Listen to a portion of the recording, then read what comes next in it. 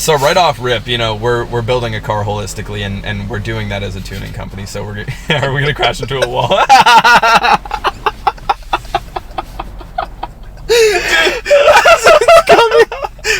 it's coming.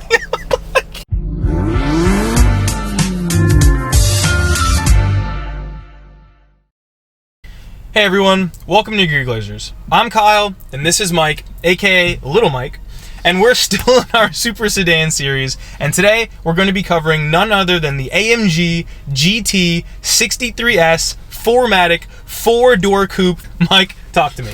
Dude, it's like literally like the longest name of a car I've ever heard in my life. Like, all I'm thinking while you're saying that is like the Mercedes-AMG GT 63S 4-door coupe Rodriguez de la Cruz Ferrero Munoz. Dude.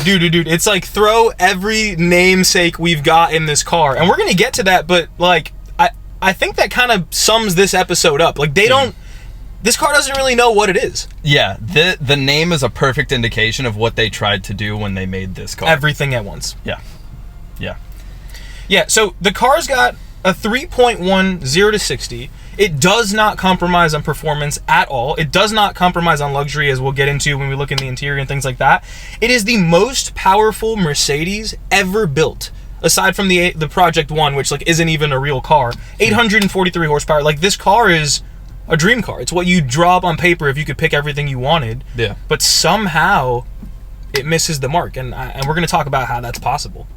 Yeah, it's wild. So what's really, really interesting and what got us to those kind of insane horsepower numbers and that 3.10 to 60 on, you know, such a big car is the hybrid format, right? Yeah. The most powerful version is a plug-in hybrid. Yeah. So we're driving a plug-in hybrid that is literally layered on top. Like, that electric motor is in addition to that insane 8-cylinder twin scroll turbo that Mercedes puts in everything. Yeah. So they not only did they like say, let's take the AMG GT, let's take our fastest car, like what has literally been setting like Nürburgring records, let's make it massive, let's put the engine in it, let's tune that engine up as high as we possibly can, and let's make it a hybrid. No, it's absurd. It's ridiculous.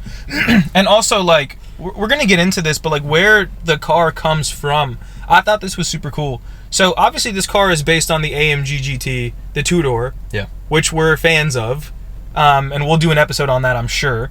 But that's based on the SLS, which is just one of the most luxury, or I guess like best Mercedes ever made by anyone's standards. Easily. As far as like performance goes by, and also like as a collector's car, it's just like an incredible vehicle. But the AMG was the first car, the SLS, that was the first car built from the ground up. So every other car that AMG had their hands in, they were working on an E-Class, they were working on a C-Class. Sure. Like, that's what this namesake means. This means from the ground up from AMG, which is a pretty big deal. That is really interesting to think about, and that does really put this car into context and why it has such a weird place in the lineup. Because if you take a look at Mercedes' lineup, there's a few cars that this kind of bumps heads with. Yeah. Like, well, the E63S? E63S. The E63S is really, really close to this, and styling-wise, I actually think it looks an insane amount like an S63. So it's like they took an S63, they fit it into an E63 platform, and then they slapped double the price tag on it. That does kind of look like an S63. I can't lie. It's got this weird, what is it, the CLS? Like the car with the weird slopey back that looks a little bit like this? They took like, the slope of the CLS's back. They took the front of the S-Class and then... It's in the name, man. The CLS, S-Class, E65, like everything. Literally just... So another interesting thing about this car, this project was codenamed Project Beast. And when it came out, or when they were working on it, talking about it, it was supposed to be a 2-door. And I gotta read this quote for you. They changed their minds and decided to go 4-door, and I quote, because of market research and practicality considerations. They did interviews, particularly in emerging markets like China. I don't know why that's funny. It's just, I read it and I was like, that's okay. And they expressed strong interest in a practical, high-performance 4-door option. So, like, in emerging markets, they're like, yeah, we don't want a 2-door zippy car. We want something we can throw the kids in the back seat at 200 miles an hour in. And yeah, that's how we got this.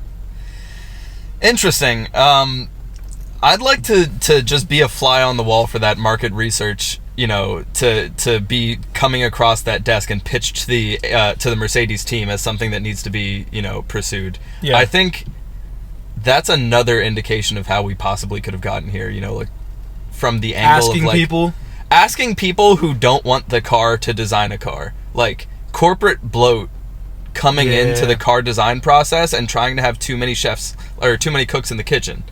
That makes a lot of sense. Oh, okay, all right, we're getting into it, so let's... This thing always catches you off guard, just whenever we jump into it. It's right in the middle of me talking.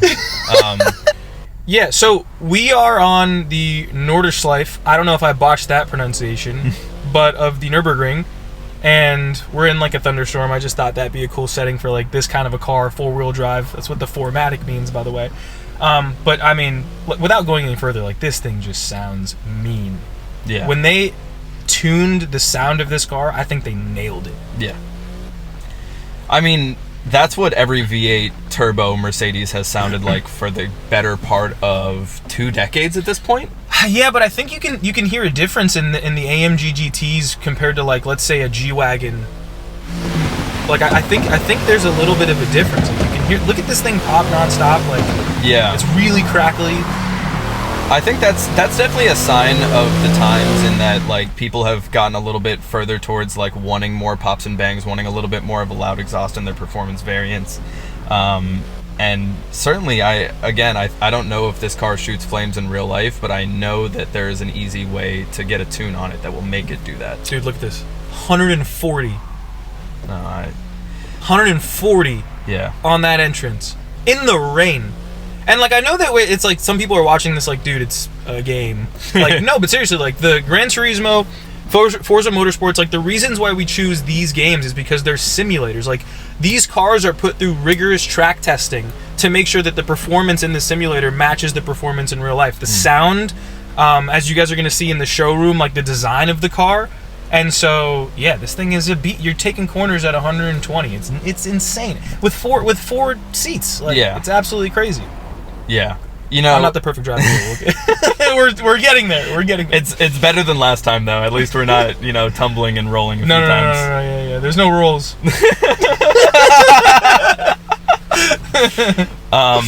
Dude, it doesn't surprise me that it handles well. I mean, when I took a look into what this car is built out of and how it was tuned and where the dollars went, they took the AMG GT platform, which is already, we know, an amazing platform. The AMG GT Black Edition is one of the fastest cars. It was a record holder for a number of years around the Nürburgring. They took that platform, they made that wheelbase longer. Right then and there, that's going to give you stability. Definitely. This car is 4-wheel drive. That is massive, and you're showcasing that like crazy driving in a thunderstorm right now. That you're just adding, you know, so much complexity and so much cost onto something, but it's going to come through like immediately in something like this. And then when you start talking about adding, you know, a longer wheelbase, a much bigger car, 4-wheel drive systems, you're like, okay, there's some power leaching, and there's, you know, you're messing with your power to weight ratio. They said, all right, sounds good to me. Slap an electric motor. It's got 800 something horsepower on it. Something that needs to be noted about this car, though, while we talk about the performance, like, this car's $170,000 MSRP before options. Yeah.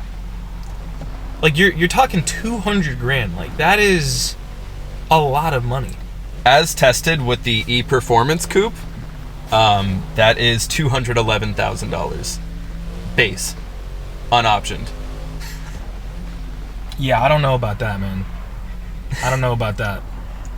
We've said enough good things about this car. Let's get into that. So, it's too expensive. $200,000 to spend. Where are you putting your money? Well, here's what I'm saying. Okay, so this is my main problem with this car.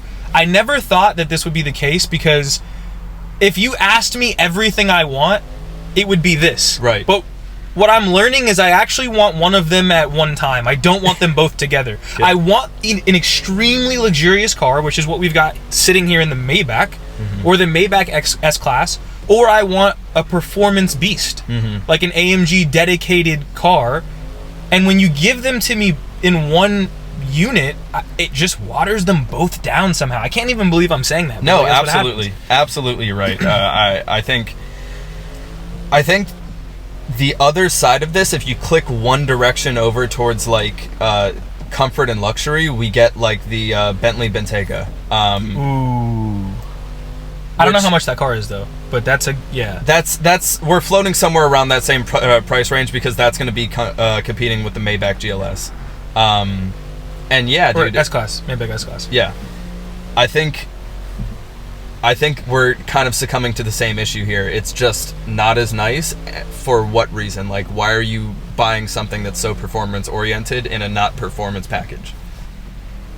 Yeah, I think that's a good call. Also, like, again, we'll get into the interior, but Mercedes has killed the game. I don't even want to get into it right now, but like, they are just the best in the interior game. But yeah, I mean, AMG typically is performance.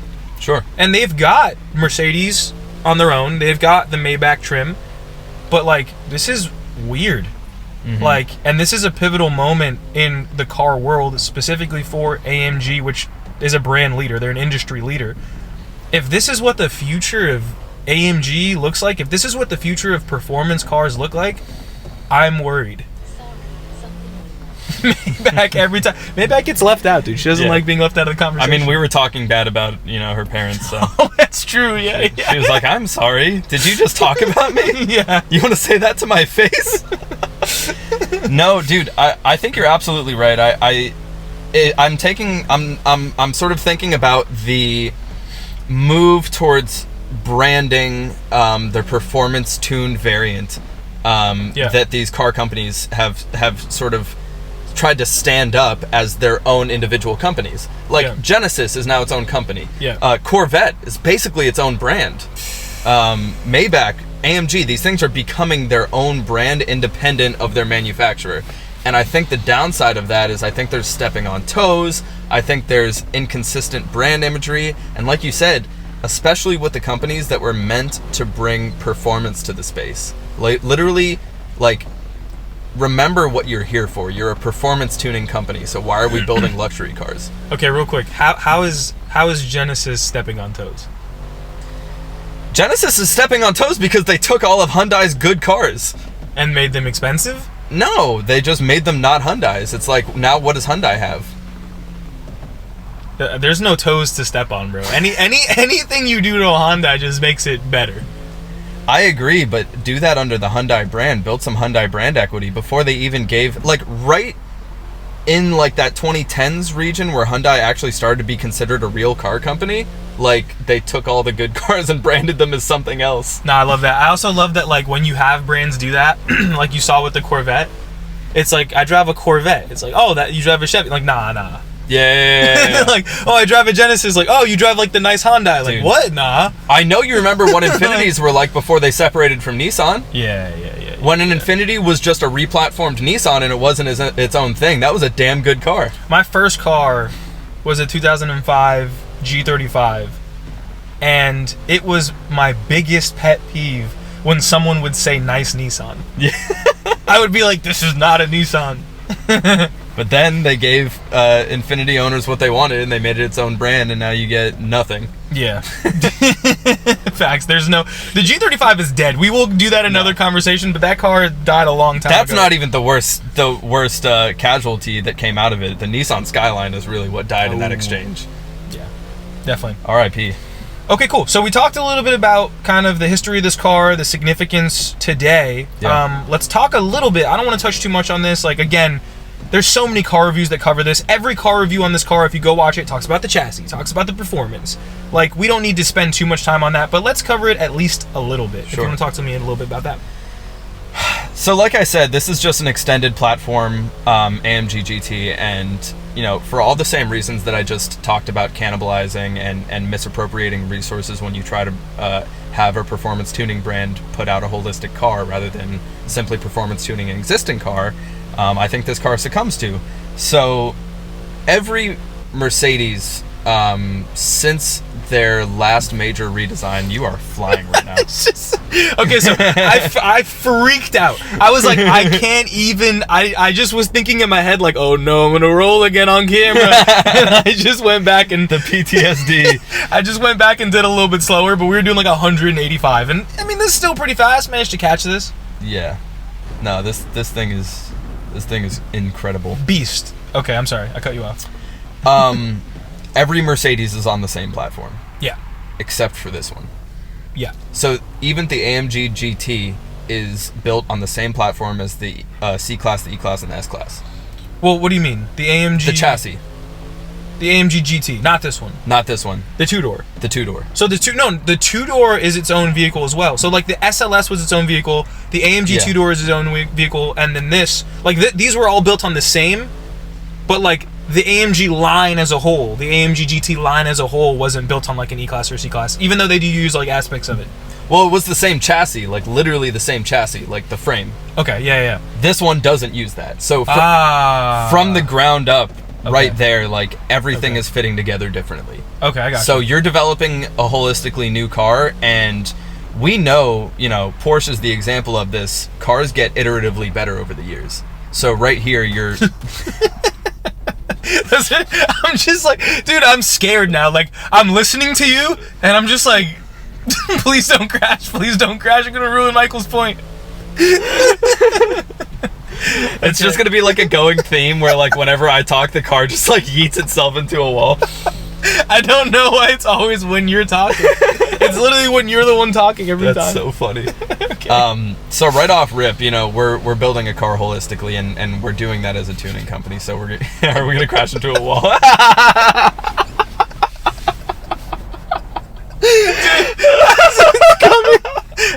It's coming. I knew it too. I knew it was coming. All right, oh my I think we're good. God. I think we're good. I think I nailed this one. Yeah, okay. Anyway. We're good. Okay. All right, we're good now. We're good. I'm sorry. Yeah. And we can get into the engine here. It's using that same V8 bi-turbo, 2 twin scroll turbos with everything, perfectly tuned in it. That's been developed over generations. It's been out for like a decade. It's been in every single Mercedes and 3 Aston Martins. Funny enough, the Vantage, the DB11, and one more actually use that same engine. Also, real quick, I think there will be people watching that are like, "What does that mean?" like scrolls and oh sure, turbos I'm down to get as nerdy into it as we can. So just like high level, what does that mean? The M177 engine is a V8. It's a 4-liter. So right off rip, it's kind of like a lighter a lighter V8 engine. It has kind of like a lower capacity compared to like what you might see in an American V8. So then they add forced induction to bring that up to speed, and that's essentially just cramming more air so you can make bigger explosions. The way that Mercedes does forced induction is really, really cool. Instead of putting a turbo down the downpipes on the side of the engine and then recirculating that air all the way back to the intake and having that whole thing be a loop, Mercedes takes the turbo and they mount it nestled right in near like the exhaust manifold. So it's like essentially in the engine. The oil flow is kept really, really short. The exhaust flow is kept really, really short, and that reduces the lag time when you're sort of spooling up that turbo to start compressing that air by a lot. So that's sort of, the magic that Mercedes claims about this engine. It's called like the hot V turbo input. Okay. So it's doing that, and there's one more cool thing that they do. They do 2 turbos instead of 1, and that allows you to have the same amount of compression as like a big turbo, but have both of them spool independently at lower RPM. So essentially at lower RPM, when you're putting out fewer exhaust gases, those turbos are spooling up and starting to deliver a little bit more air and a little bit more power. Yeah. And twin scroll, you can talk about twin scroll. I think that's another really, really cool technology. Yeah, well, I don't know that helped much. But it makes a small engine go faster. Yeah. Big boom, car go fast. But I like listening to you talk about things you're excited about. That's always a plus. So with that said, touched on the performance of this car really quickly. The next thing I want to talk a little bit more about is the design. In a few minutes, we're going to jump over to the showroom, but like right now, we can just talk about the exterior. Like, first of all, these exhaust pipes, these 4 exhaust pipes, I always say this, but I love the quad. Yeah. I love the quad exhaust. This thing does pop a lot in real life. So that's not just like Forza magic. I love the lights. At night, this thing is sinister.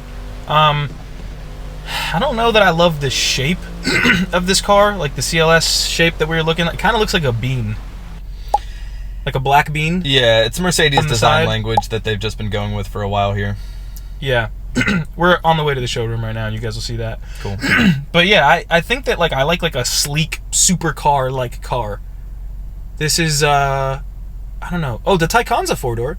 Yeah. That like looks much better than this car, I think. But I think they wanted to give this thing some presence, so they made it like beefy.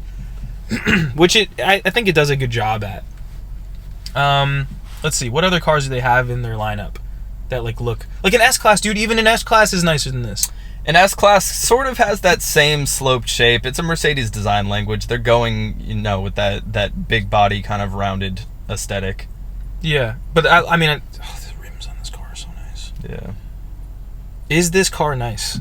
I keep asking myself that question, and I don't know. I don't know if it's nice or not. Yeah.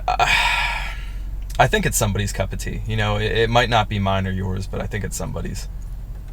Get under there, talk about the yeah, I can't see anything. Yeah, you can't see too much of that. What happened to the days where you opened a hood and you could see an engine? Never again. But you can note there that Mercedes does a good job of making this 2 4-cylinder engines rather than 1 8. You know, and that's again why we're going back to 2 turbos and nestled into the engine. It's just a methodology that they use to make sure they're squeezing every ounce of efficiency out of this thing. That is interesting. I also like these gray colors that the car comes in. I think they come in like a matte gray as well. If you've seen that, it's just like the classic Mercedes matte gray. Like it's. I think of their matte as like more of a satin. It looks silky. Yeah, I'll give you that. It makes like every single one of their cars look better. These brake calipers are massive. Yeah. This thing is just a behemoth of a car in general. I mean, dude, if you have to stop this thing.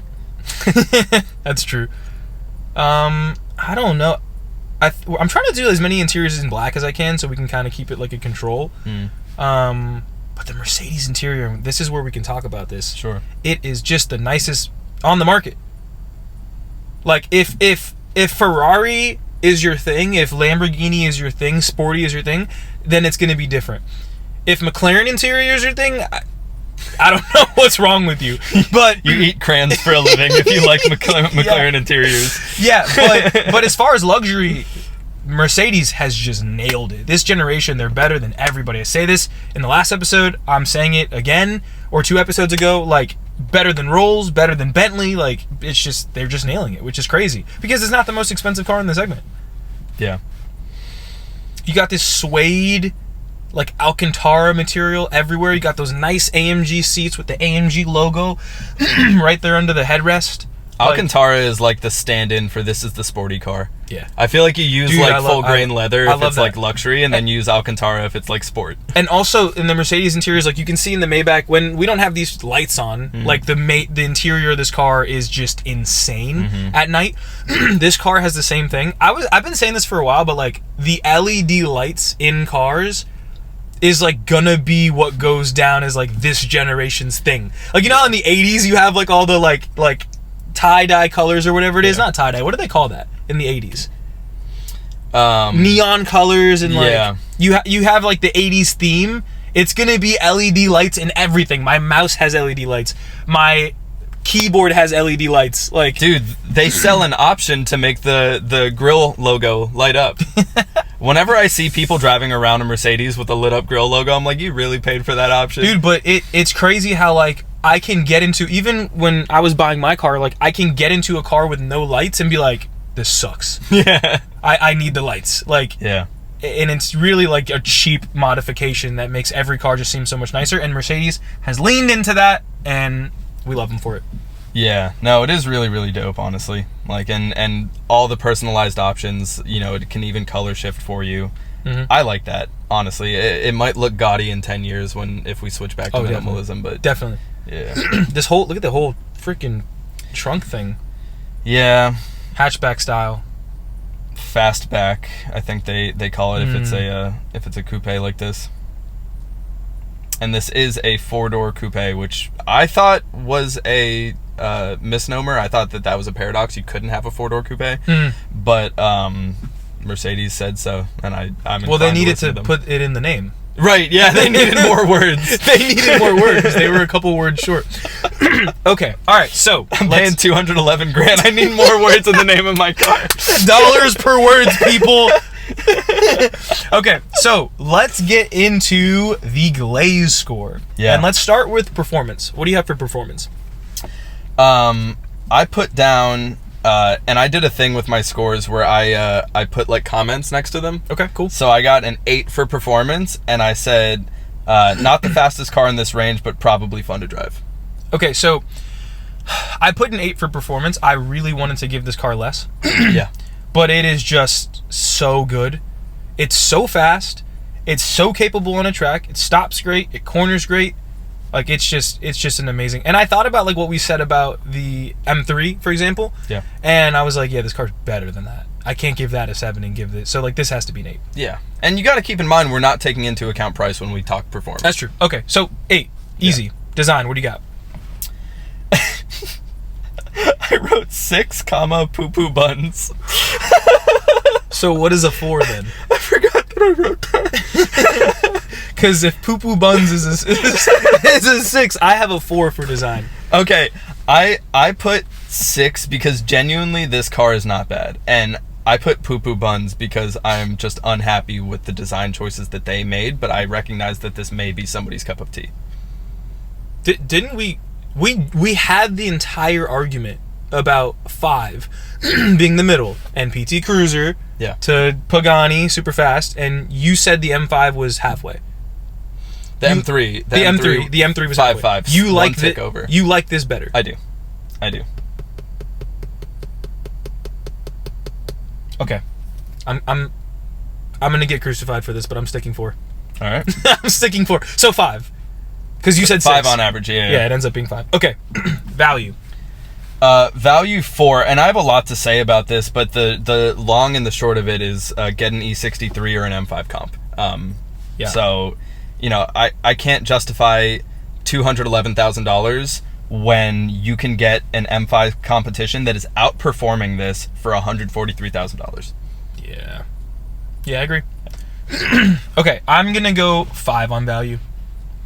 Like, again, it's a great car, but if you want to talk bang for your buck, I don't think this car is in the conversation. It only gets a 5 because it's that good. Yeah. So, okay, 5 in value. All right, so now we're on to perception. And one of the cool things about perception is it's not coming from us anymore. We're actually polling the audience. We're polling random people, and we're figuring out what they think of these cars. So we've got a few car people that are taking these polls, but for the most part, it's like people that don't know cars. And this is what you care about when you're looking for perception. You're buying this car, and you're wondering what the people on the street are thinking of it. And, like, the sad news is most of those people aren't car people, and they don't give you credit for spending $200,000 on things.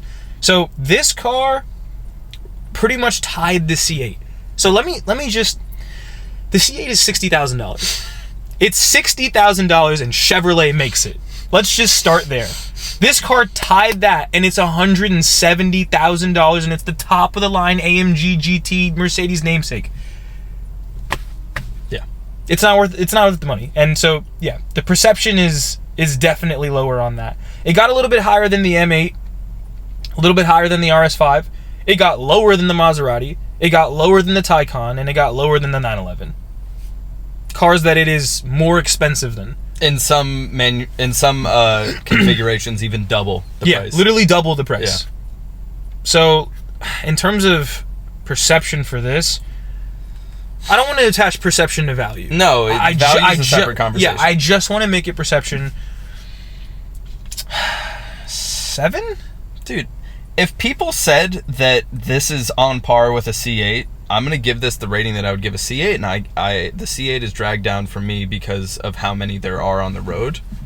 And you know what? I fight you everywhere else except for this conversation because it does affect the perception. You see a lot of them, you think it's worth less. Like, yeah. And my notes for perception on this were nice S-Class, bro. So you're going to be in line with people who spent half this amount of money on an S-Class. Yeah. If we put an S-Class on that survey, I don't think people would be able to tell the difference, honestly. So What'd you give it? I gave it a 6. That's what I give a C8 Corvette, and that's what I give a nice S-Class. Okay, I'm going 7. I like the Corvette. All right, so that's the Glaze score, and yeah, I think that's about it. I think we pretty much wrapped up this car. Any last thoughts?